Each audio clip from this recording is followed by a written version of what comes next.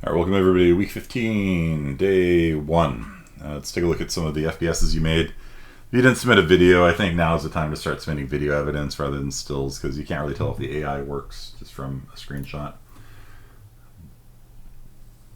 So I think this is, was it Diaz that uploaded this?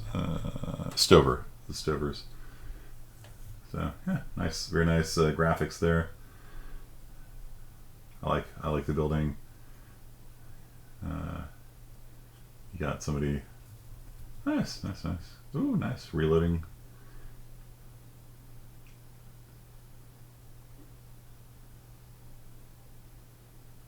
Ammo count going down. Very nice. Yeah, so I was kind of expecting you to reuse a lot of your assets from before. Let's see if the zombies wake up. All right, cool. Out of ammo. He's got a gun in the hand. Very cool. How do you get more ammo? Oh, reloading. I see. Yeah, I like it. I dig it a lot. It's really cool. Got some lights. Got a building. Got some AI attacking you. Got a health bar. You should probably rebuild your lighting to get rid of the message. Other than that, dude, well done. Yeah. Everyone, round of applause for Stover on this one. Would have made things much faster if I reused stuff. Yeah. It's probably a good experience to do everything from scratch as well. As you can see, there's a lot of things that go into game development. Everything from AI to art and materials, map making, coding, heads-up display stuff, Niagara particle effects, animation. It's big and expansive. And in this class, we only really get a chance to touch each of these topics kind of lightly. And the goal of this class is to get you sort of broadly familiar with the different skills and disciplines in game development. In IS50B, it's been different every semester, and I really kind of custom tailor IS50B, second semester game development, to the students in it. So like back in spring, I had Walker, Muya, a bunch of like computer science nerds, you know, I mean that in the good sense, who had just finished 2 years of computer science with me, and they wanted to take more computer science. And so I was like, all right, we'll do more computer science. And we did a lot of C++ programming and things like that. That said, I know a lot of IS50A students haven't taken C++, or they've taken some equivalent to it. The catalog does say CS40 is recommended. But really, I think you can see for this class, like, you know, the Quake C stuff, I guess, would definitely help if you had some programming background, but all the blueprint stuff, you don't really need much of anything on that. The math side of things is technically linear algebra, but if you know how to add and subtract, you'll be fine. You know, it's dot product and cross product are just multiplications and additions and subtractions and stuff like that. So the you know, there's nothing too hardcore about IS50A. IS50B, like I said, we've been doing just different things every semester. So if you want to take it, sign up and I'll find something for you. Is basically, you know, well, when I see how many people are there and it's going to be in person, yay, I'll be cool. So when I see who's in IS50B next semester, then I will custom tailor the assignments. And so if you're interested in level design, like this semester we've been doing a lot of level design and stuff like that, then we'll do that. And if you want to do computational geometry is stuff like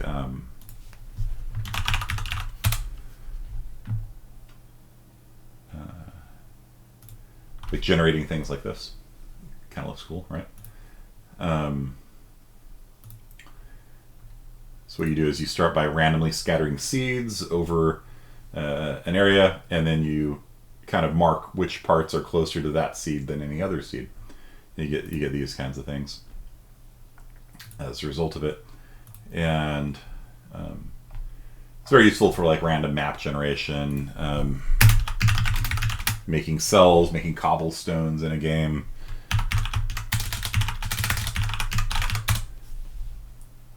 So like Verona was used to make this kind of stuff. So yeah, it's there's a lot you can talk about, and I've got a whole book on computational geometry here, which is pretty good. It's sort of the most widely used textbook as far as I can tell. It's Mark DeBerg's computational geometry textbook, and it's not hard to understand. Oh look, I put it right to the Voronoi. Look at that. Look at those. That takes skill, huh? So yeah, it's got all sorts of illustrations and explanations about how to do Voronoi and stuff like that. So if you're interested in that kind of stuff, you can do this.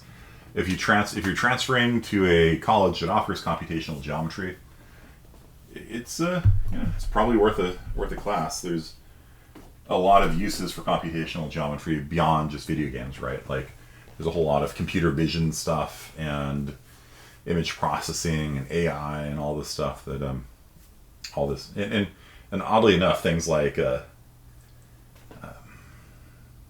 stock market picks. Like it's weird how many different applications there are to this stuff. Like the triangularization problem, like how do you take a polygon and split into triangles, like is weirdly, shared among all sorts of different disciplines and things like that. We're gonna be playing more Dune today. Maybe. It kind of depends on a couple different things. So one thing that they told me was one of the reasons why we were having networking problems was they said your proxy settings need to be set to no proxy. And I don't know if that makes a difference because my system settings, which is what it was set to, is set to not use a proxy. So I don't think that would matter, but click on that and click on no proxy, see if that helps. Okay. I also donated money to them, and so they sent me a bunch of skins, which is kind of cool. And they've also been working on patching it as well. So there's a new version released, 125, that might help. So before we do that, though, let's talk game design a little bit. And have we gone over actually? So there's one other thing. Have we talked about colors, emitting colors and absorbing colors and things like that? Because that's the one bit of linear algebra that I want to make sure that all of you guys have under your belts. So we did a little bit of linear algebra. My monitor is refreshing, turning HDR mode on. Look at that frame rate. Look at that frame rate. That is so fast. Look at how quickly my Core i9 is redrawing that image. Okay, so let's talk a little bit about color, because color is weird. Okay, and stop me if I've said the same thing, because I do just drop random facts or factoids or whatever you want to call them as I lecture. So if you look at this image, the disc of orange here looks brighter than this one, right? You guys concur that this one looks brighter than this one? All right. Oh my gosh, monitor goes blank. Okay, here's the first one zoomed in. Okay, guys. All right, close your eyes. So I'm going to scroll over to the other one. Okay, so close your eyes. Here's the first one. And now open your eyes. Same color, right? Same color. Same color. Perception's weird. Human perception is a weird old, like, it is one of the strangest things I've ever studied. Because it doesn't make any sense, except it does. Right? So, BE8920, both of them. Did you just eyedropper it? Yeah. But like when you zoom out, look, this one looks brighter than that one. It's subconscious. It's not like you're intentionally like telling yourself, make this one look brighter than that one. what's happening is that your brain knows that this is in shadow, right? And in order for a color to be in shadow versus in sunlight, for it to be the same color, that means it has to be brighter. And so you perceive that disc as being radiantly orange, even though when you zoom in, it actually doesn't look that bright, right? It's kind of a medium kind of orange brown. And the monitor cut out again. What is going on here? And then when you zoom out, it looks like a bright orange. And the reason for that is because in order for that color to be in shadow, it's got to be really bright. And so your brain's like, yep, that's a glowy orange spot right there. And it's weird. It's super weird. And it makes sense because it's in shadow, you know. But it's weird because we don't actually perceive the perception that we have inside of our brains here is not, it's not a faithful reproduction of it's not like a photograph, right? Because like when you have a camera, it just scans, you know, it has these charged couple devices that absorb light, and it just sort of faithfully tells the camera, especially in raw mode without any processing and things like that, it says I received this much light, okay? And it just faithfully records it. Your vision system does not work that way. Our vision system has a whole hell of a lot of processing on it. Nothing we see is unprocessed. We don't get a raw video feed from our eyes because, for one thing, like, we wouldn't be able to make sense of it, you know? So we see things like lines. Like the lines here, our vision system picks up. We have edge detection, and we have shadow detection, and we have a whole bunch of, and the visual cortex is stacked on top of each other. There's the V1 and the V2 and the V3, and each one feeds information up to the next layer and receives feedback. And so there's this back and forth system that's very, very interesting on how it works. But what we're perceiving is not like it's not even supposed to be an accurate representation. It's supposed to be a useful representation of the world. You know what I mean? Like, computers get accurate, you know, like, look, my web camera is getting accurate data. But if it can't make sense of it, and it's really hard, like computer vision is really hard. If you can't make sense of it, then it's not as useful as like what our brain gets. Okay? So, and this thing is, what the hell? Why does my screen just like keep cutting in and out? Like it keeps printing HDMI 2 and it. Hex window power toys, yeah. Cool.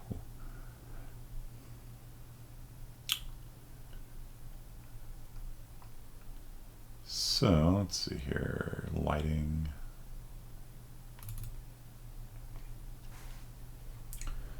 So,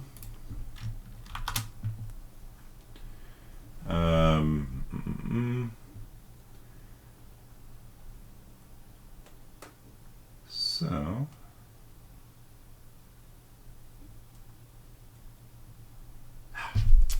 where's my light talk?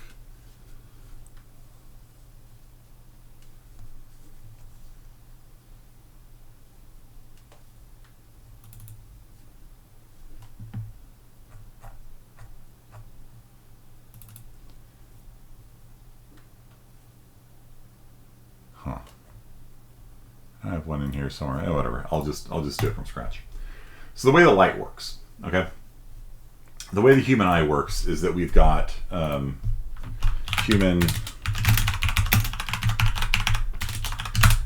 we've got three different sensors inside of our eyes. We got red, we got green, we got blue, and they respond to. I can't do a video of the FPS unless it's fine. It's fine. So we've got three different receptors. If you ever wondered why, you know, the default color format from like video games and things like that's called RGB, it's because what we're trying to do is we're trying to match the human eye. Okay, monitors don't produce accurate colors. They're not supposed to. Monitors are designed to make a illusion that the human eye will perceive correctly. Okay, if you were to take a dog or cat or something that had a different configuration of the receptors, they would probably be very puzzled by your monitor right now. Like if you trained a dog to bark every time he saw yellow, I don't know if can dogs see yellow? Whatever. If you had an animal that was trained to like respond when you saw yellow, and you showed them the red on the screen here, or the yellow on the screen here, even better, it would be like, I don't see yellow. What are you talking about? Because this is not yellow light coming out. The light you see coming out of the screen right here is not yellow light. Yellow light is light of a certain wavelength between 575 and 585 nanometers. Okay? That is not the light that is coming out of your monitor right now. When you're looking at this yellow right here, that is not light in the spectrum of 575 to 585. It's not. It's not yellow light coming out at all. It looks like yellow light. You perceive it as yellow light. It's not yellow light. It's a light. In the good sense of the word. It's an illusion. Okay? So, have you guys heard me go off on this before, or is this blowing your mind, or what? It's kind of quiet on Discord right now.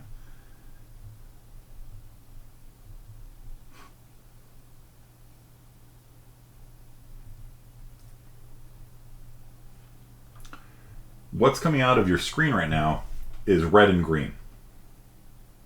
If you were to zoom very closely in, on your monitor, you would see this. And there's different layouts, different screens have different configurations for them, but you're going to see something like this. Okay? So if you're to get really close, you would see that when yellow light is coming out of the screen, it's all the green pixels and all the red pixels are turned on. There's no blue. And so what happens, the human eye receives full stimulation on green, full stimulation on red, and so it's like, that must be yellow. Because when you receive an equal amount of stimulation on green and red, that corresponds to this wavelength of light right here, and you perceive yellow even though there is not a single photon. Well, I mean, there probably is, but you know, even if there was no photons at all in the yellow spectra, your brain will perceive yellow because it is getting an equal amount of green and red. You've got 3 receptors inside of the human eye, blue, green, and red. And when you get wavelengths of different light, it activates these receptors in different ratios. And so if you have like equal amounts of blue and green, you're going to perceive this kind of light blue color. If you receive equal amounts of green and red, you perceive yellow. If you perceive this ratio of green to red, you perceive this. If you perceive this ratio of green to red to blue, you perceive this. And so across the rainbow colors, you're not actually seeing all those different colors of the rainbow. You're seeing blue and green and red in different ratios to each other. And then the brain interprets the ratio as to what actual spectra of light you're seeing.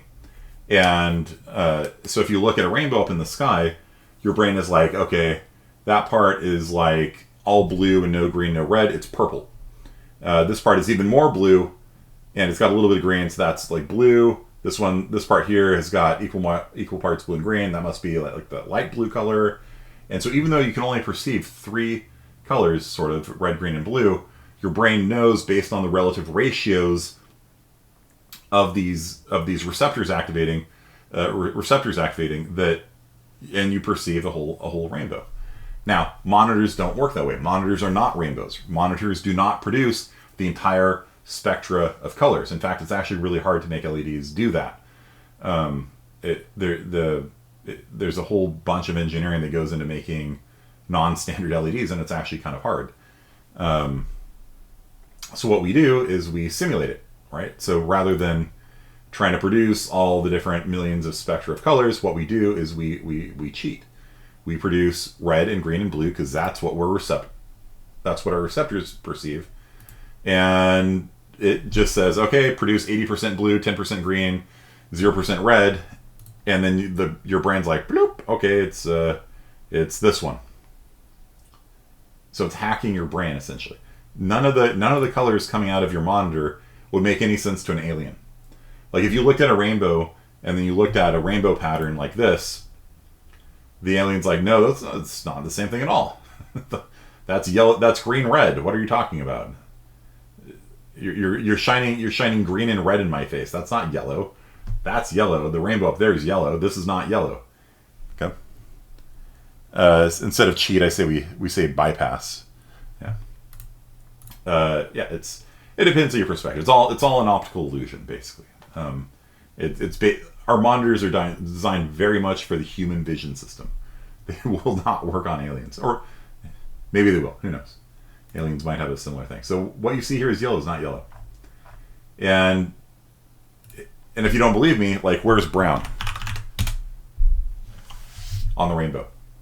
Brown University. Brown the color. Where is this on the rainbow?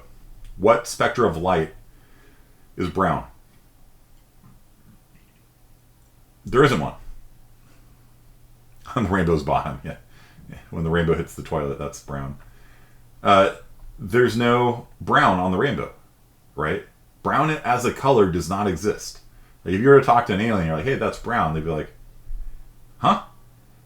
You know, let's say they see the same spectra of light that we do, which would be reasonable because, you know, the visible spectra of light's actually kind of useful. You know, maybe ultraviolet, maybe infrared, you know, is useful also, but, you know. So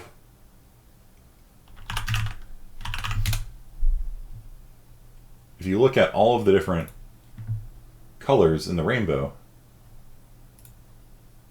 brown's not on there. There's no photon of wavelength 590 or whatever that is brown. There is no such thing as brown. Okay? It's an illusion. Brown is a fraud. There's no such thing as brown. Brown is your brain's hack. You perceive brown, certainly. You certainly perceive brown. But there's no such thing as brown light. Okay? What you perceive as brown is when you get red light and green light at a ratio of 2 to 1. So when you receive roughly 2 to 1 red to green, you perceive brown. If you didn't have your weird human brain, you would perceive this as reddish green. Okay? Black is an absence of color. Yeah, you go into a cave and turn off the lights, that's black, right? There's no photons hitting you at all. And black on a monitor is when all the pixels are turned off, right? So all the black you see in there is the pixels are turned off, and if you have a OLED, it's literally not producing any light. OLED monitors are basically an array of a bunch of LEDs, and they produce light in different spectra.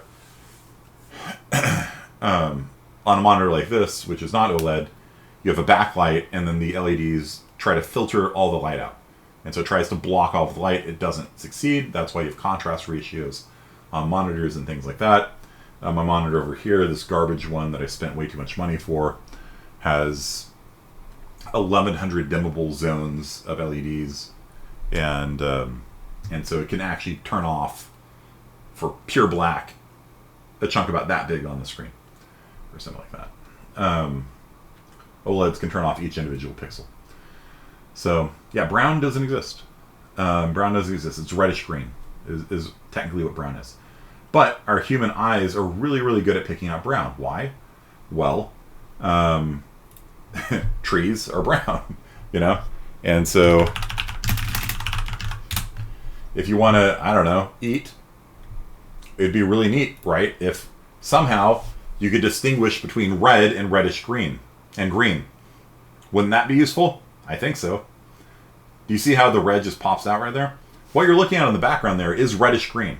And if we perceived it as reddish green, the red, the brown, and the green would all sort of blend together, right? But we can pick it out. Brown looks very different to the human eye than red. You guys see that? See how it just pops out at you?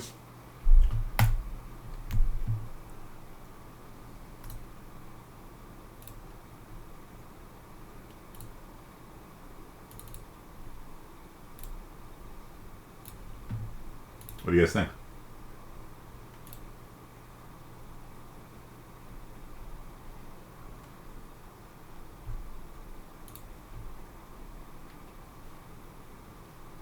Right, so here's brown, and then the berries are just like, boom, right there. And you can distinguish between the red, the green, and the brown, even though the brown is reddish green. 2 parts red, 1 part green. And it fades into the background, essentially. And so it's very useful if you're like trying to, like, if you look at like the stripes on like a tiger or something like that. One of the reasons, you might think it's like kind of weird, right? The tigers are orange. You know what I mean? Like, this doesn't blend in very well, you know what I'm saying? Like, you know, it always seemed weird to me that, like, they're stealth hunters, right? They're stealth predators. You know? And they're orange. Like, you know what I mean? Like, isn't that kind of weird? Well, it's because the vision system of the animals they're hunting perceive orange in the same way as the background colors of the forest. So tigers are actually visible to humans just because we have weird ass eyes.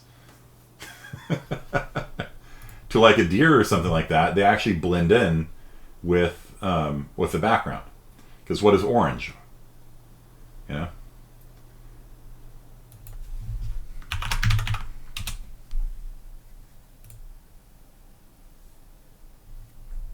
Orange county, orange fruit, orange color. Thank you. Look. What is orange?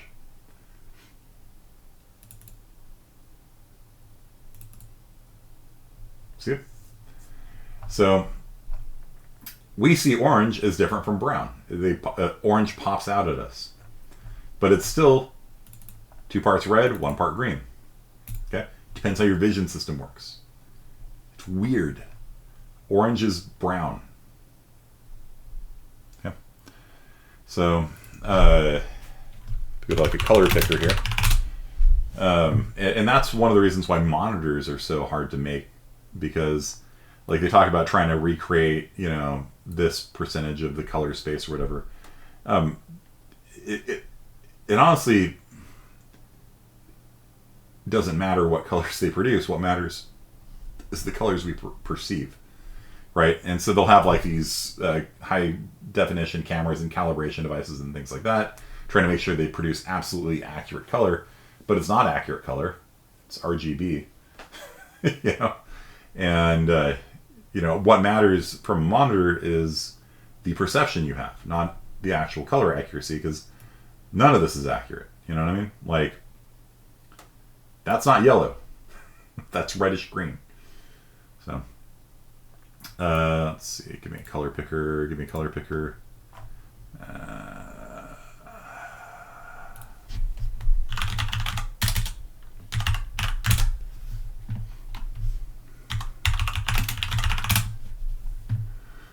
DuckDuckGo's color picker is better. Okay. So your basics for color is that you've got a red, a green, and a blue value. And these range from 0 to 255. That's your basic 8-bit color. 8 bits gives you a number from 0 to 255. If you have 255 on red, it's bright, glowing red. If you have 255 on green, it is going to be a bright, glowing green. If you have a 255 on blue, it's a bright, glowing blue. And if you mix them, then you get all the different shades, right? Because your human vision system, those are the 3 things you perceive, right? So you might be like, wait, what is this color?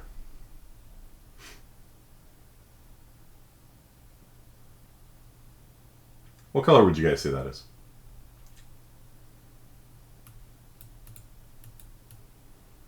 What color is that? Not purple. Purplish? It's not purple. Purple is like a dark blue. Right? Because if you... right? Purple is down here. What color is that?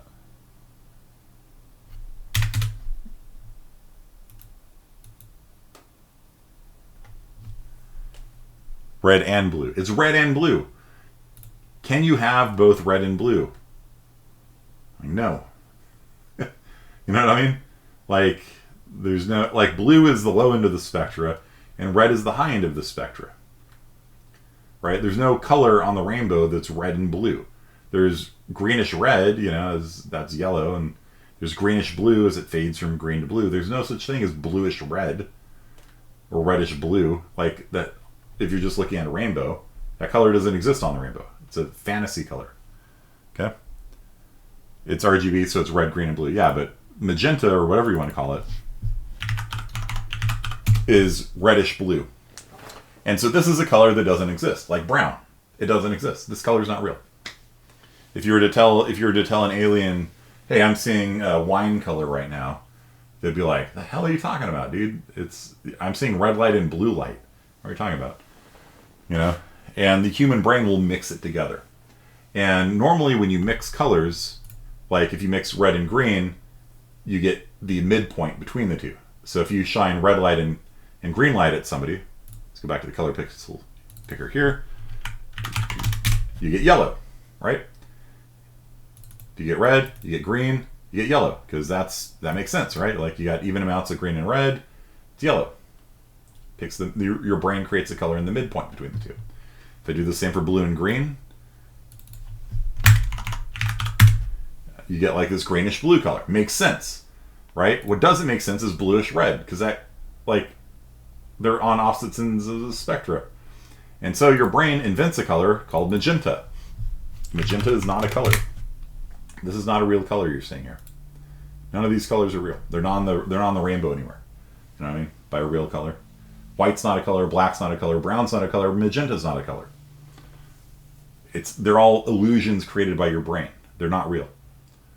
You can't, expect an alien to know what you're talking about if you're talking about, black, sure. Like, there's no light. Okay, they'd probably have a word for black, right? But for this, it's reddish blue. Like, I'm just perceiving a lot of red light, I'm perceiving a lot of blue light, and your brain's like, nope, it's a new color, and we're going to call that color magenta or wine colored or burgundy.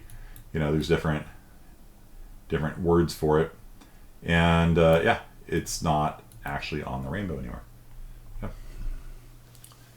So, alien has a Google and a PC. Right?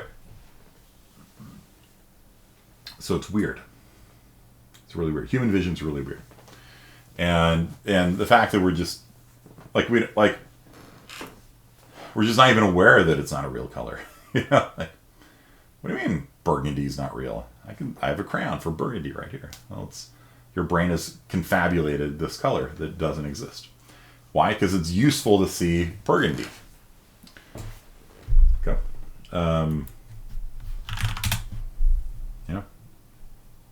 Arguably. Yeah. There's a lot of things that are in this color. You know, it's nice to be able to sort of pick them out. Right? Nice. You know, it's useful. So our vision systems will highlight it and create a new color. You know, all the browns back here, you know, we can see the difference, right? It's the human vision system is really, really amazing. And I'm not even talking smack about it when I say it's an illusion. It's a really useful illusion, right? Like, it's nice that it does it for us. So otherwise it'll be hard to pick out things, right? So, So that's what your monitor does. Your monitor is producing just red, green, blue, different proportions. Your eyes are sensing red, green, and blue in different proportions and deducing a color from it. And for certain combinations of like red and green, 2-to-1 ratio. If it's bright, it's orange. If it's dark, it's brown. Blue and red turns into different shades of magenta and wine color and things like that, depending on the proportions there. Your brain will fabricate colors for it. Okay. I mean, where the guy only sees 3 colors and girls see a lot more. Yeah, it's true. Like, a lot more guys are colorblind than women. So that's actually something we should probably talk about, actually, which is that fake. It's a fake. It's a phony. It's a fraud. Which is colorblindness, right? And a lot of video games will offer colorblind mode. Board games too, right? Where they will change the colors in the game in order for colorblind people to be able to enjoy them. right? So colorblind people will not be able to read, what is that, 74 or something like that inside of there, because if you're red-green colorblind, you're missing one of the color receptors, and you can't distinguish between the two. You just have a red-green receptor instead of one for red, one for green. The things all kind of blend together, and they can see like some differences.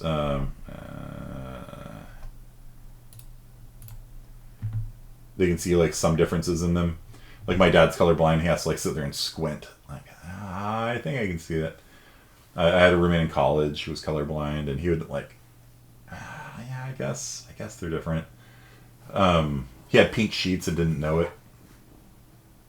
So we're hanging out in his room. We'd been friends for a couple of years. I'm like, all right, I just gotta ask Brian. Why do you have pink sheets?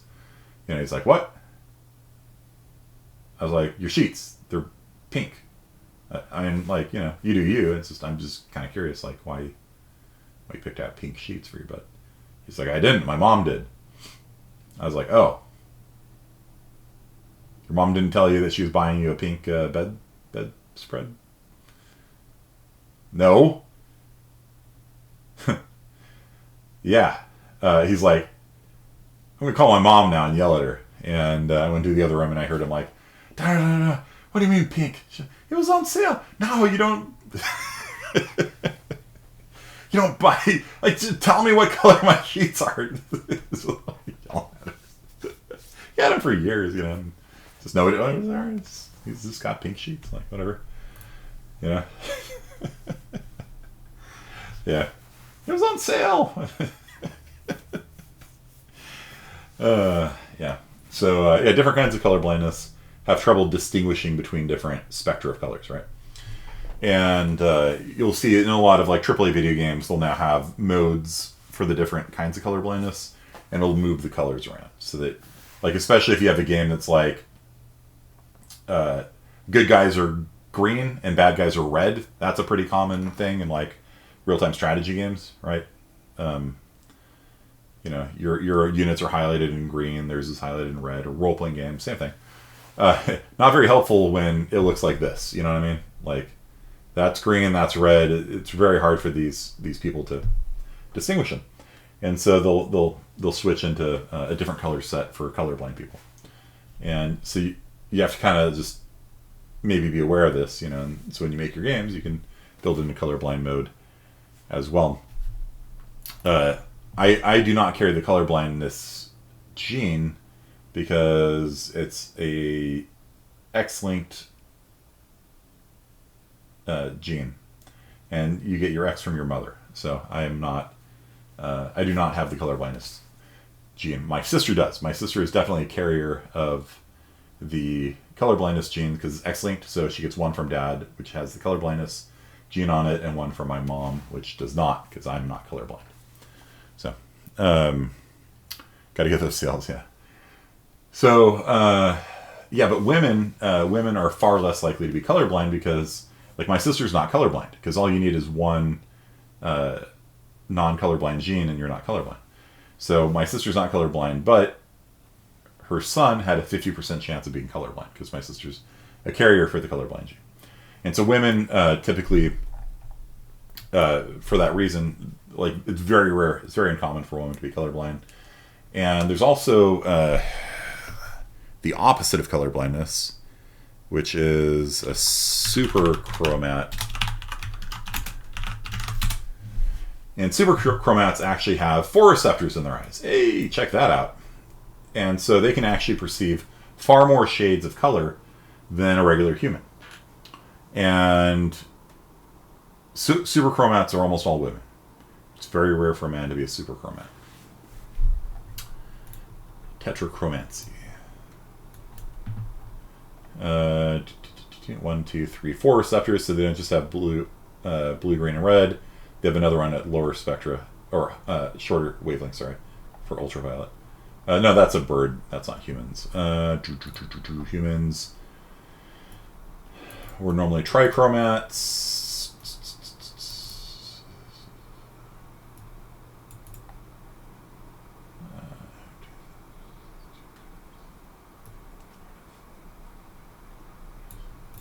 15% 50% of the world's women might have the type of fourth cone whose sensitivity peak is between red and green, giving a theoretically a significant increase in color differentiation. Another study suggests that 50% of women and 5% of men may have 4, maybe tetrachromats, and corresponding.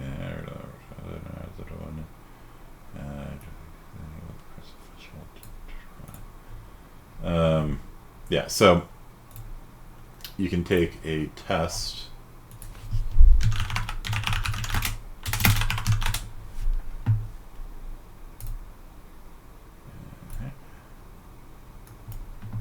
Which is a term from the Black Prism, which is... I actually added Brent Weeks, the author of this. I found this test and sent it to him, and he added me as a friend afterwards. Because in the fantasy novel, your power as a wizard is based on your ability to distinguish different colors. Let's see here. Go away. Okay. So what you have to do is you have to like rearrange these things, so it forms a smooth shading from one to the next. Right.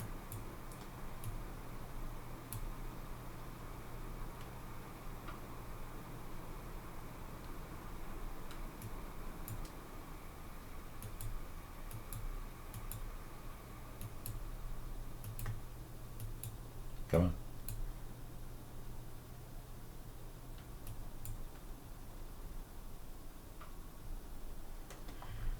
And then, yeah, so you have to be aware of that when you're doing video games. Okay, so how does color work? So there's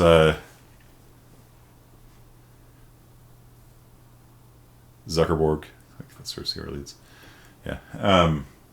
So how does color work in a video game and in especially when you have like lighting and materials and things like that? So there's 2 different kinds of color that you see in the world around you. There's emissive color, which is the color of the light coming out of lights, right? You can see the light on my arm here. The amount of light I get on my arm is based on the dot product of the normal to the light. So if my light is perpendicular to the arm, like if the direction to the light up there is perpendicular to my arm, it's fully lit. If they're parallel, it's not lit at all, right? If you have a light up here and you have a surface pointing at it, it's not going to pick up any of the light. The light's just going to pass through it. Whereas if you have a thing like this, it'll be fully lit.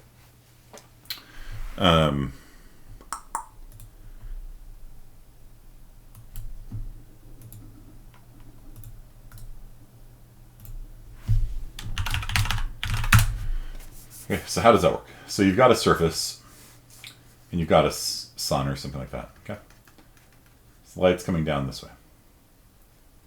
If it's directly perpendicular like this, if it's a square, square angle, if it's a 90-degree angle, then this will be fully lit.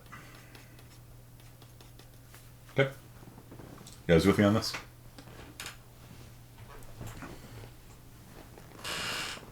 Make sense? As I tilt the surface away from the light, it gets less light. So if it's at a 45-degree angle, light's coming down this way. If it's at a 45-degree angle, then it's the amount of lighting is going to be proportional to the cosine of theta. So 90 degrees cosine of theta. Let's see. Dot product. Let's see. Sine of theta then?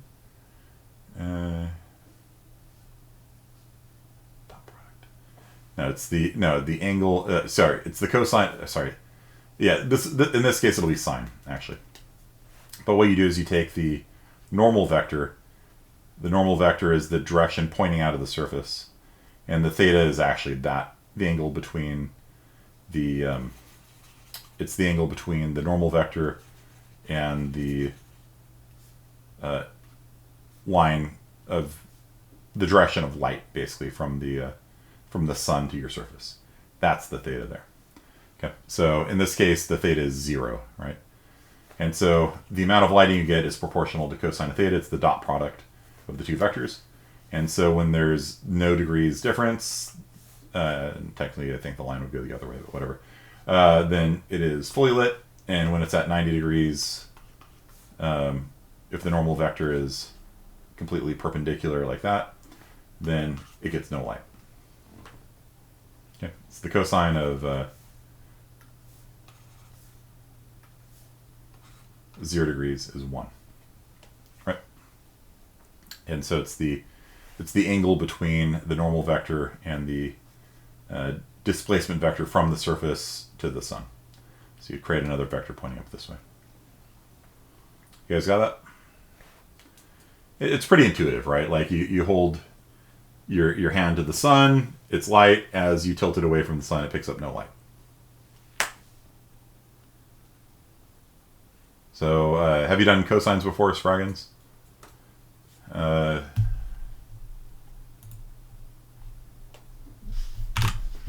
If you have a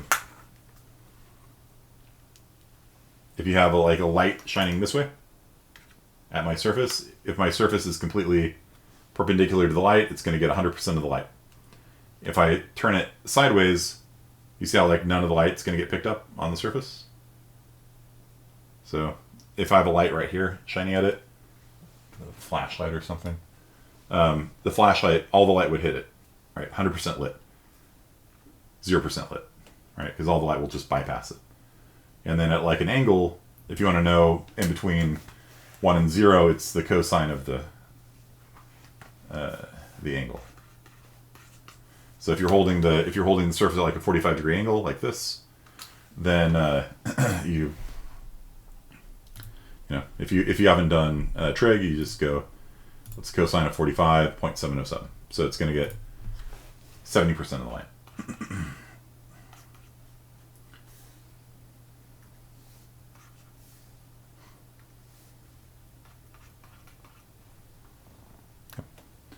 So yeah, things like theta and things like that make it look really complicated, but all this stuff, it's very intuitive. Like you can see the light hitting the tablet, right? So, yeah, theta is the angle of difference between the normal vector. The normal vector is the vector sticking up out of the surface, and the direction to the sun, or the light, or whatever it is you're doing. Okay, so for emissive light, let's say you've got a light bulb and it is radiating red light. Just red, no green, no blue. It's just radiating red light. And you're in a room. Okay? That room is going to appear to be just completely red. You know what I mean? Like it's going to be red everywhere. You know, it's red. You know, everybody inside of it's going to appear to be red. You know what I'm saying? The walls are going to appear to be red. That makes sense? So emissive light shines light in a certain color. So this is called emissive.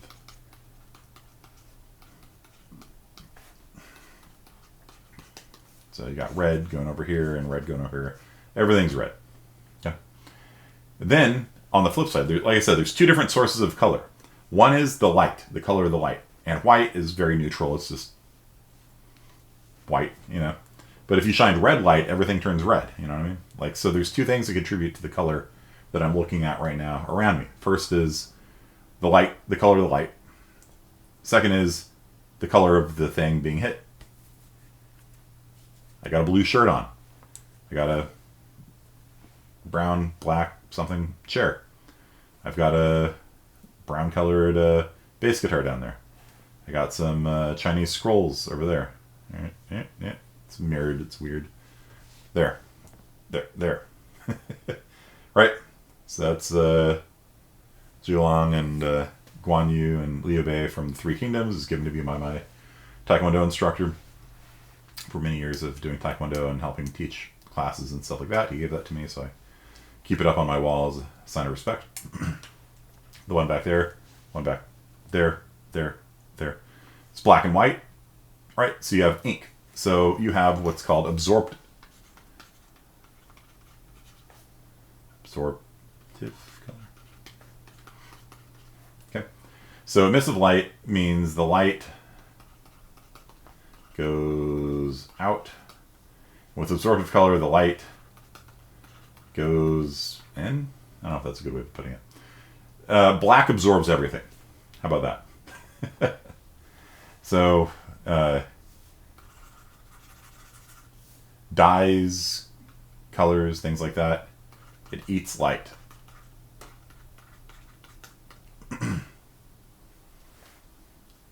And reflects light.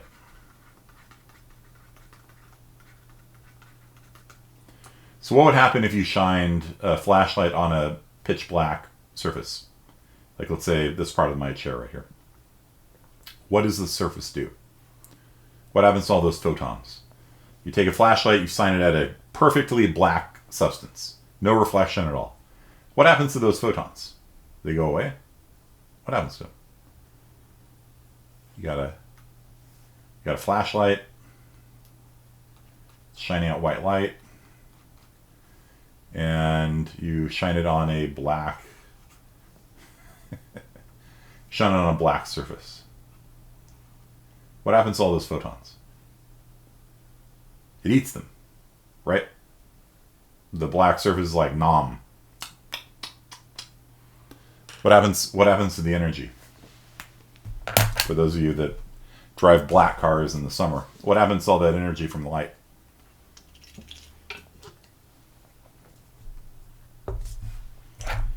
What's hotter in summertime, a black top or a white top? You know? Is a sidewalk more comfortable to walk on or asphalt? If you're barefoot walking around outside, do you walk on the sidewalk or do you walk on the asphalt when it's 190 degrees in Fresno? Black shirt, yeah. Yeah, like the Bedouins wear black, you know, and there's a reason for it. It apparently increases circulation or something inside, but they die. They turn into heat is what happens. So when you shine a flashlight on a black wall, this actually turns into heat. And you won't really notice it because the flashlight doesn't produce that much energy. But like in summertime, on the asphalt, it burns your feet because it's eating all of those photons, right? And so what happens then if you have a blue shirt like this? Let's make the wall. Let's say you're shining a flashlight on a blue surface.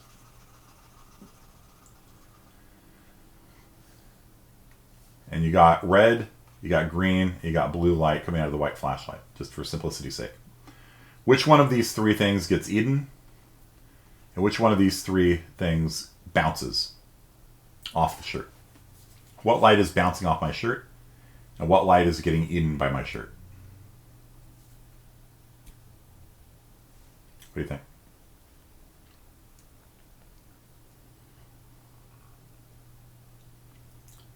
What does a blue shirt do?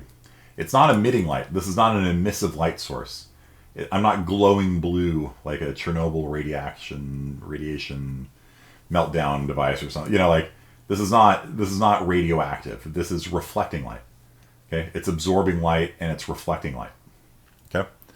Blue bounces off, red and green are being eaten. Yeah, they're being absorbed.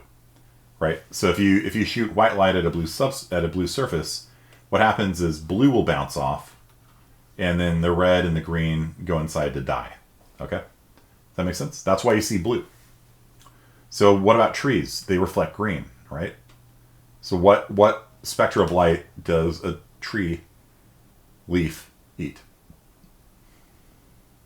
Chlorophyll, right? What light spectra? Because they literally eat light, you know.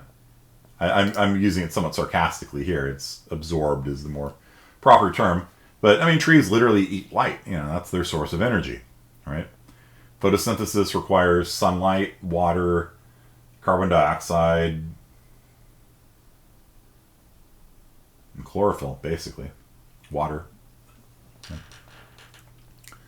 So what is a tree doing? You got a leaf.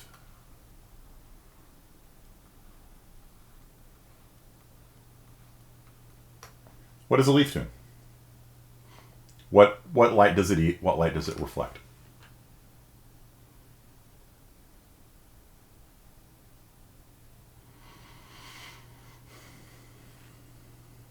I can sit here and wait. There's 5 people left attending these live classes. I can wait. There's 5 of you.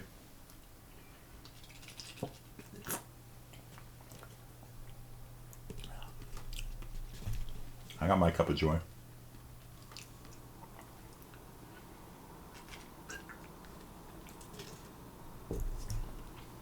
It is the same as the blue shirt. Yeah, so trees absorb every spectrum of light except for green. Okay? Green bounces off the leaf. Everything else gets converted into energy. The photosynthesis takes place. The energy from a photon comes in. It knocks an electron around. Next thing you know, big cascade takes place, and you get a sugar molecule at the end of the day. So trees sit there and all these photons come in. The green ones ping pong right back off. Everything else gets sucked up by the leaf. And sure, some of it's hitting the non-chlorophyll and turning into heat or whatever. But a lot of them are hitting the chloroplasts and getting converted into sugar. So the photons are turning into sugar. Okay, so how does this overall process work? It works like this. Okay, here's the thesis for today. So if you have emitted light, that will get multiplied by the color of the surface. And that will tell you the reflected light. Okay. So if you are shining white, 1, 1, 1, for this, colors are going to range from 0 to 1 to make the math easier. And if you shine white light on a 0 red, 1 green, 0 blue surface, what you do is you multiply each of the components together. And so the light coming off of this, 1 times 0 is 0, 1 times 1 is 1, 1 times 0 is 0, you get green light. If you shine a flashlight that's white on a leaf, you see green. Right? Pretty common sense, right? Shine a white flashlight on it. Okay, here's the part that blows people's minds. What if we went back up to our red room here and we held up a leaf? What color would you see? If you held up a green leaf in a red room, what color would you see that leaf as? Yellow? Black? Brown? What color would you see? And that's why I'm teaching this in an IS-50 class. It's not just to blow your minds. It's because you do lighting in video games. And if you don't understand how lighting works, you will be baffled and mystified when things are turning black randomly. Would you see red? But remember, Mr. Diaz, that leaves absorb red light. The only light reflected by a leaf is green. So what do you see? Nothing. What happens?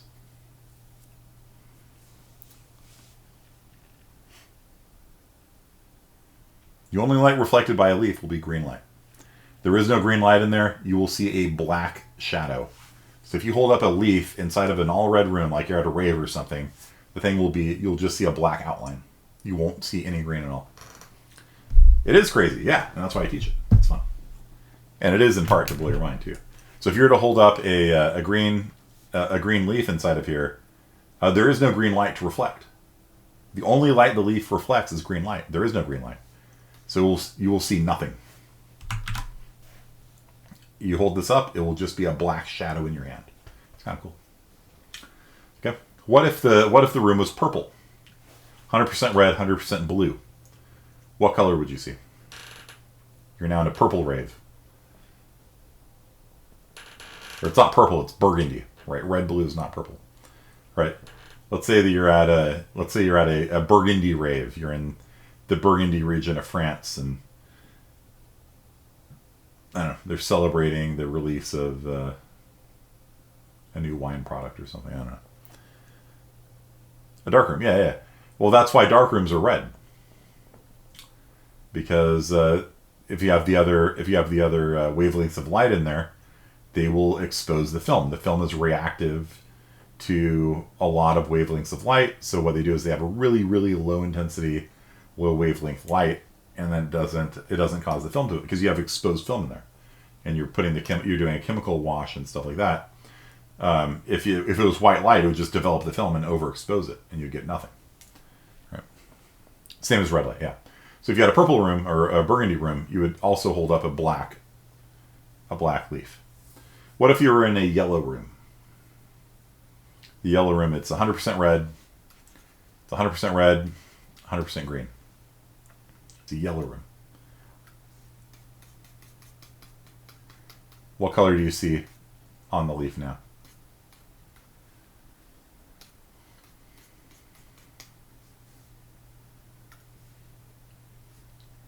Yep.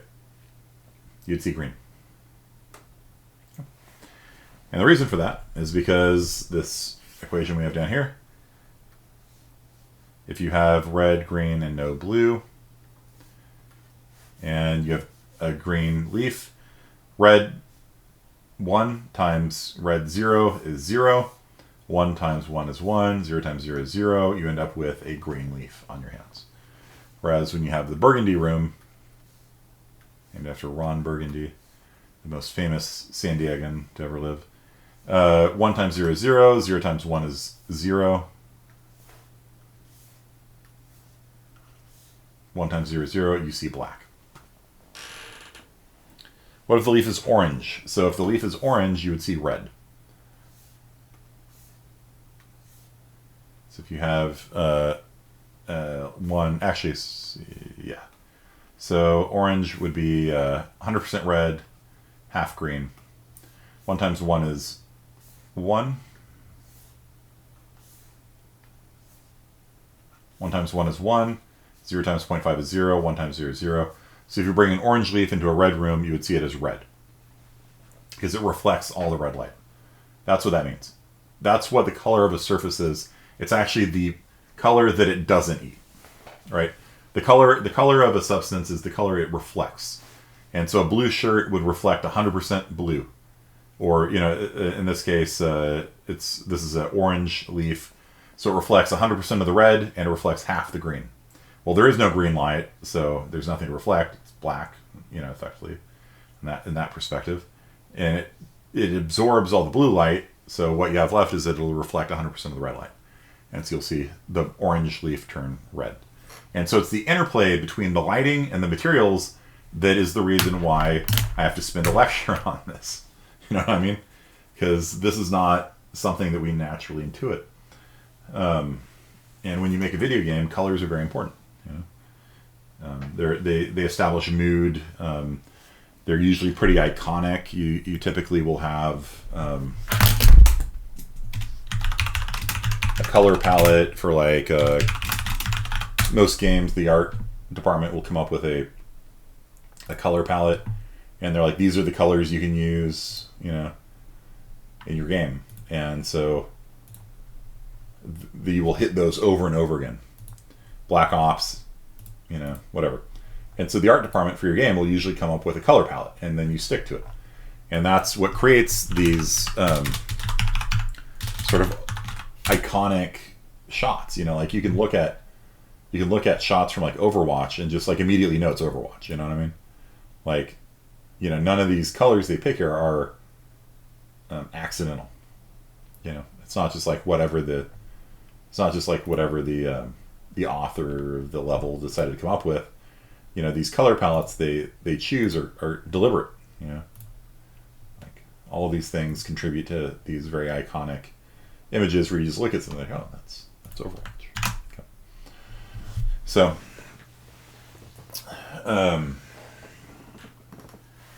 let's do one more. It's a little more interesting than this. Are you doing this thing again? You're doing the thing again.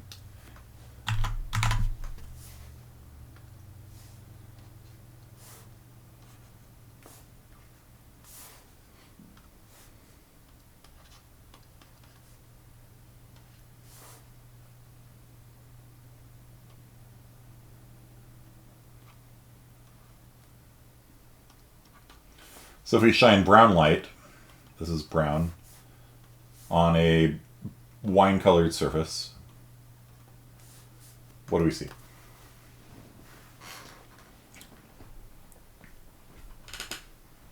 Just multiply each of the components across. What do we see? How would you describe it? And by what do we see? assuming you're not colorblind. So we've got a brown light shining on a wine-colored surface. What color is emitted by the monitor? Let's put it that way.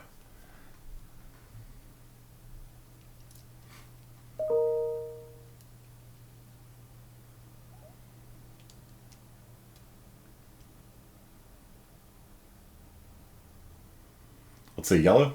Not yellow. 0.8 times 0.5 is 0.4. 4 times 0 is 0. 0 times 5 is 0. It will be a 40% red. So it'll be like a dark red color. So if you shine a brown flashlight on wine, it'll appear to be dark red. Okay. Surfaces can only remove light, they can't add light. Emissive surfaces add light, they can't remove light. Okay. So do you guys... Spraggins, do you think you could do this in a quiz? If I said shine green light on a teal surface, would you be able to determine which color would actually be reflected off of it?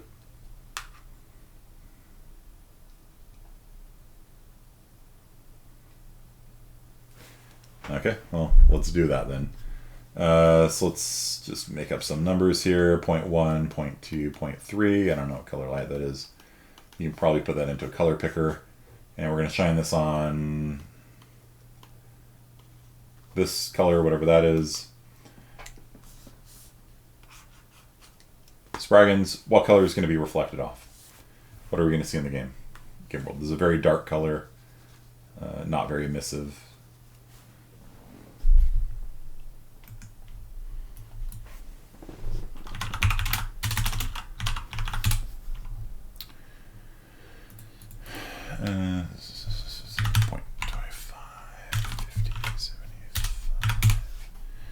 So the color that we're looking at for the one on the left, it's kind of a cool color. I kind of like it. I'm going to dig it. It's this color right here. It's a pretty color. So that's the color coming out of our flashlight. And then this color here,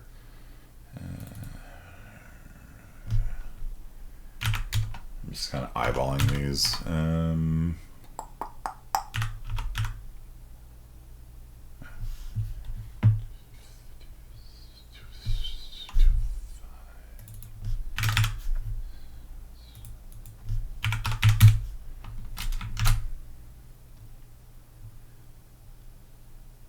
So we've got like this kind of gunmetal blue shining on kind of a lavendery color here.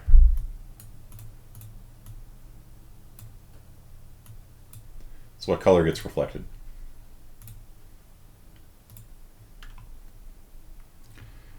You times the 3 against each other first, yeah. 0.1 times 0.7 is what?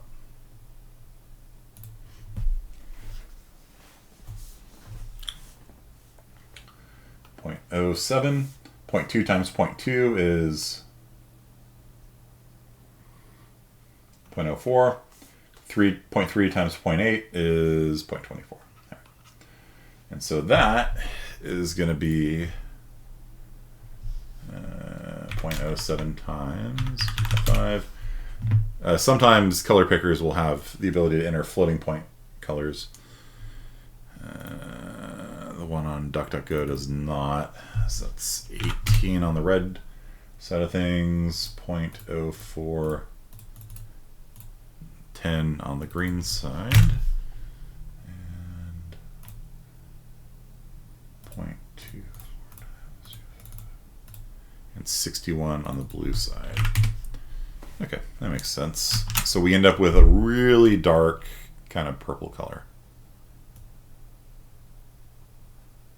Remember, the numbers range from 0 to 1, so you're never going to get something brighter than your input colors. Are always going to be smaller. So you guys see that? So if you shine a flashlight with that color on a wall that looks like that, that is what you're going to see reflected off of it.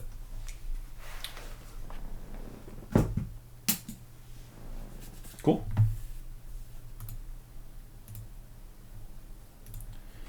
That's the red component, that's the green component, that's the blue component. So we have 10% red, which is about 25 on the 0 to 255 scale, right? So the red, the green, the blue, and you multiply the two reds together, multiply the two blues together, multiply the two greens together, done. So that's it. If you can do multiplication, you can do color math. Now there's people whose jobs it is to be color scientists.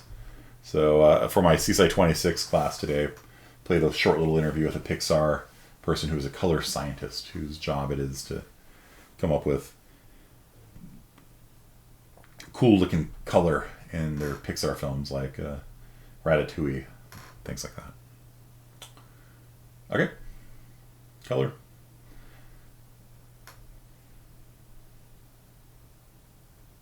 You guys cool with that? Not hearing any objections. So I'll put up a quiz for that on the for today's work. So what you need to do for Dune, you're going to need to play the game prior to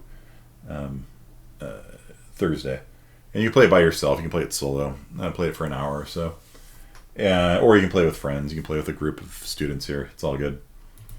We kept trying to play it on last Thursday, and the thing kept dying on us, and so they've released a new version since then. I reported a lot of bugs to the author of it. So let's click here. Restore your most recently hosted game. Continue. And scan. Can I reskin it? Bug report.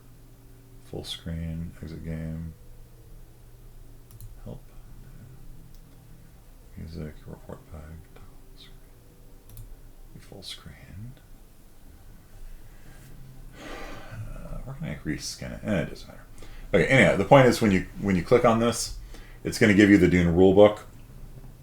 You don't need to worry about the expansion rulebook, just the Dune rulebook that has all the rules. I'll run through them, configure the game, wait for players to join. Okay, whatever.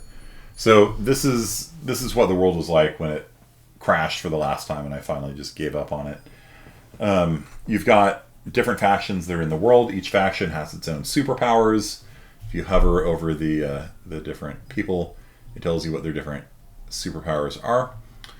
And the general way the game works, there's kind of three major phases, and in each phase, everybody takes a turn. So the first major phase is the auction phase, and basically a bunch of these special power-up cards come up for auction.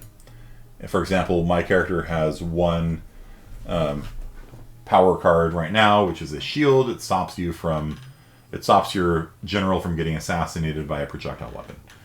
Most of the power-up cards are one of two kinds. They're either weapons or defense. They're offenses or defenses. There's two different types of offenses: projectile and poison.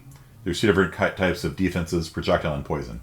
And so when you go into combat, which I'll get to in a second, you can try to assassinate the enemy general if they have the right defense for it. For example, a shield. Then it negates the assassination attempt. Okay. So the first phase is an auction phase. One card at a time comes up for auction. The currency in the game is called spice. And so you take turns bidding. I bid 1 spice. I bid 2 spice. Right now I've got 22 spice, which is nice. I'm the emperor. Of course I do. Yeah. So you bid spice on winning cards. And only one of the players knows what the cards are. They're all bid face down, which is interesting. You're bidding on things blindly. And so the only information you have, because it's a partial information game, it's not a zero information game. It's pretty low on the partial information side, though, if you're not the Atreides, is you watch to see what the Atreides player is doing. The Atreides player has the advantage of seeing which card is up for bid. And so if the Atreides player suddenly starts bidding on a card, then you're like, oh, maybe that card's pretty good, and you outbid them on it. Or they could be bluffing you. It's partial information, not total information. Also, the Ixians, if you're playing with the expansion, the Ixians have some information as to what cards are up for auction as well, and they can control which cards come up for auction, which is a very nice ability. For example, if they have Arrakeen, they really don't want the rim wall to be destroyed by an atomic weapon, So if a power-up card comes up that is the atomic weapons card, which blows up this mountain here and exposes Arakeen and Kartag to the storm, the Ixion player can permanently bury that card and put it at the bottom of the deck so that it just doesn't come up for auction. So the Ixions can control the things that are up for auction, and they also know, generally speaking, what's up for auction. Like if there's a ton of shields up for auction, then they can be reasonably confident they're going to be bidding on a shield. If they're all worthless cards, and there are worthless cards that are worth nothing, then they just, can pass, a lot. So there's the auction phase, and then after there's the auction phase, there is and I'm only hitting the main phases. There's also a phase in which spice gets put on the map. There's a phase where the storm moves. The storm kills anybody that's out in the desert. If you're on an open tile like this, and the storm blows over you, it kills your entire army. And it also removes all the spice off the map, wherever it touches. So right now, the storm is here. You can't move in or out of the storm. And if it's like over your city, you're safe, but you can't move in and out of it. If you're on rock, you're safe, but you can't move in and out of it. And so there's that feature that kind of constantly is on your toes. Your armies can only move 1 square per turn. And so you have to say, all right, it's going to take, if I want to get to Silago South, it's going to take me 3 turns to get down there and 3 turns to get back up to the Polar Sink. The Polar Sink is safe as well. No combat there, no storms. And so you have to kind of eyeball the storm and kind of count out, all right, how many turns am I going to have to get around and get back? If you have Arakeen or Kartag, you can move 3 squares in a turn, which is really nice. So 1 turn you can move down here, collect the spice. Next turn move back. That'll get you back home before the storm hits. So controlling these 2 cities is really important. You win the game by capturing 3 cities. And Kartag and Arakeen are special in that they give you orthanopters, which allow you to move 3 squares instead of 2. And you can also harvest more spice as well, if you have them. So first major phase is the auction phase. Second major phase is called Shipment and Movement. And so you can ship 1 army and you can move 1 army. And they don't have to be the same army. So shipping means you're paying the shipping guild, the traders guild, these guys. You pay them to bring your troops from off-planet. So you've got off-planet reserves of armies. It costs money. You have to pay the trading guild. Yet you pay the money to bring them on-planet. And you actually hand the player the money. So the trading guild gets tons and tons of money. The more combat there is, the more people pay the trading guild to bring their armies on the planet. And the trading guild just sits there and makes bank. The Emperor gets all the money from the auctions. So all the treachery card auctions go to the Emperor. So you can see I have $22 and it's turn 1, which is a lot of money. So you can ship in, and you can ship into a city at a cost of $1 per troop. So if I wanted to drop 10 troops into Habaye Siege, it would cost me $10. There you go. Paid to the trading guild. And then I can move an army. It doesn't have to be the same army. And by default, an army moves 1 square. If you have Kartag or Arakeen, it moves 3 squares. So for example, if I was playing as the Atreides, I could airdrop people into Habaye Siege, and then move half my army from Arakeen into Kartag. And if at the end of the turn I had Habaye Siege and Arakeen, and I won the battle in Kartag, I would win the game. You can win this game on turn 1. I've done it before. It's really funny. Especially if you're the last player to go, and just nobody, or 1 person took Habaye Siege with 1 army. You're all right, I'll drop 5 guys into there, and then I'll move 9 of my 10 guys over into Kartag, leave 1 guy behind. And if I win this battle, then I've got 1, 2, 3 cities at the end of the turn. I win. I've done it before. It's really funny. This game supposedly lasts 10 turns, but you can win on turn 1, and that's one of the reasons why this game is so interesting. There's not everybody can win on the first turn. The Harkonnen and the Atreides, the Harkonnen are these people. They can do the same thing in reverse. The Fremen, I don't think they can do a turn 1 win. They can win on turn 2, and then everybody else takes a couple turns to kind of get going in terms of victory. And then after the movement phase is done, if you have 2 different people in the same town, or in the same spot, I should say, because you can have conflicts outside as well, then you go into combat phase. And the combat phase works in a very, very interesting fashion. You bid a certain number of troops that you're going to lose guaranteed. So if it was 10v10, like if Harkonnen moved all 10 of their guys in here, you bid a number from 0 to 10. And that's how many troops you are going to lose. Even if you win, you lose that many. And so if you overbid, if you bid 9, even if you won by like a huge margin, like you blew them out of the water, it doesn't matter. You're down to 1 troop now. And there's only 20 troops you have in the entire game. And so even if you win, it could be devastating. And so combats in this game are really high stakes and really monumental. So what you do is you dial a number from 0 to 10. You pick a general. Your generals add to the number of armies you have. So if I were to pick Bashar, it would add 2. If I were to pick Qaid, it would add 3. If I were to add Finring, it would add 6. So if I bid 9 soldiers and put my best general on there, that'd be a total strength of 15. If that's higher than the other person, I win. If they're higher, I lose. When you lose, your whole army is wiped out. So it encourages you to bid high so you don't lose. But if you bid high all the time and you overkill, then you lose essentially as well, or you lose in the long run. Finally, in addition, on the combat phase, you can put down a weapon and you can put down a shield, or a defense, I should say. And the weapons and shields are used for assassinating the enemy general. They don't do anything about the troops. They're simply for assassinating the generals. But as you see, the generals can actually be a pretty substantial number. And so if I were to play Count Finring and you played poison, and I played a shield defense, shield doesn't stop poison, then you would murder Count Finring. He would die, and your general would survive because I don't have any weapons or anything. And so if it was like 10v10, the general probably is going to make the difference. You killed mine, I couldn't kill yours, I lose. My army's wiped out, my general's dead, I've lost my shield because you lose all your cards when you lose, and I'm in a bad position now. I might have lost the game if you had managed to take the 3rd city.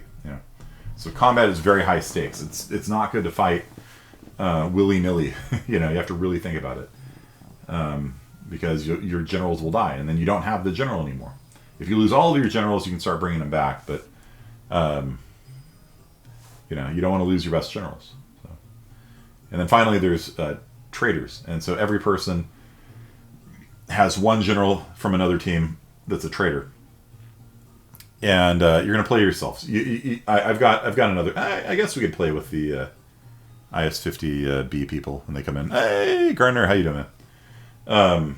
I guess we could try playing again. Why not? If you guys want to hang out, or you can leave. You can play on your own if you want.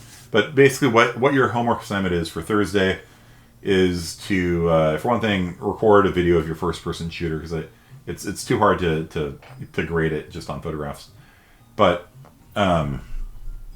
you can see I have my traitor here is Beast Robin. So if he were to attack me and he played Beast Robin as the traitor, as his general, I would be like, boom, I instantly win. It doesn't matter anything else, I win. Beast Robin dies, his whole army dies, he loses all of his cards, I win, and I don't even lose the guys that I bid on the thing. That's how good traders are. So a big part of the game is figuring out who your traders are. Okay, so what I want for Thursday is for you to finish up your first-person shooter. If you haven't already, if you have, just upload a video of it. It can be on your cell phone, it's fine. Post it onto Discord, post it on Canvas, it's all good. And then I want you to play Dune, because I consider it a very, very interesting design game, and write a little essay on it for Thursday. So play it for at least an hour. You can leave now, it's 3 o'clock. You can peace out if you want. But yeah, I figure with the IS-50B people will probably get a game in.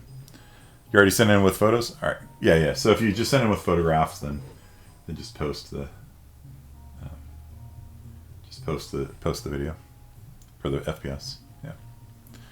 Okay, so that's it for today, guys. If you want to hang out, we've got IS-50B starting in just 1 second, and they might try to shoot me because we were trying to get this damn thing working for a while on Thursday, and it just kept crashing and hanging up. And they say they fixed it, so I don't know if that's true or not.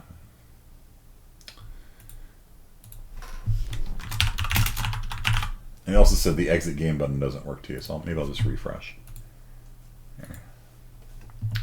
Okay, so I'm going to cut off the recording now, and we'll switch over to IS50B in a second.